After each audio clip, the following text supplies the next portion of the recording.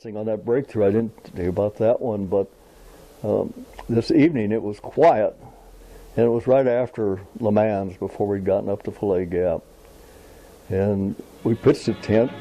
Thought, boy, this is nice, you know. And we walked up on a hill, and it was so quiet. Well, a German plane went over. One of those, we call them bed check Charlies. They were like our Piper Cubs.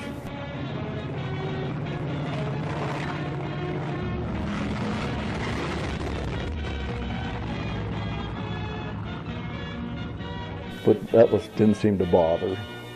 So we went to sleep in a tent. Well, it wasn't long. Toward midnight, we woke up.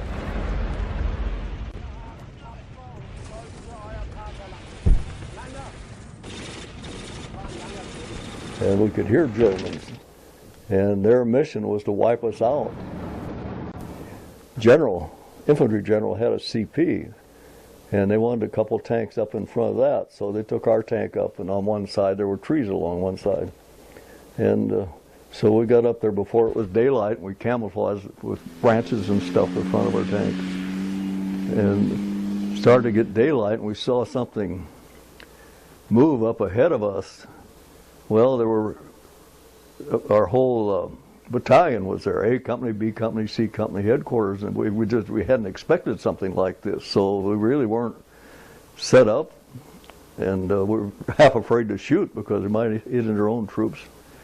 So this vehicle come across, and we didn't know whether to fire at it or not, so the infantry general got on the tank. He said, yeah, go ahead and let them have it. So we fired, but we got one shot off, and they must have suspected something.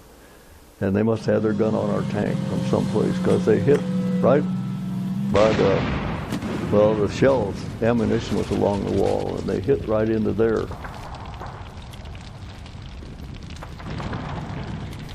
So we had to get out of the tank, and there were trees, a whole grove of trees back and forth there. And there had been some infantry in that group. They'd dug slit trenches different places, and our tank blew up, but there happened to be a slit trench I jumped into. And God, there was a little dirt on the side. The machine gun fire knocked that dirt down off that thing. It kind of wasn't very deep. Scrambled. And after it quieted down, I walked back a little bit, and there was one of the guys from the kitchen, like nothing ever happened. He had a book, and he was stretched out with his feet up on the side, you know, reading a book. Piper Cub was sitting over in the field. He couldn't get any place, you know. Together, well, I took care of the Germans that had tried to knock us out, and they weren't any factor anymore then.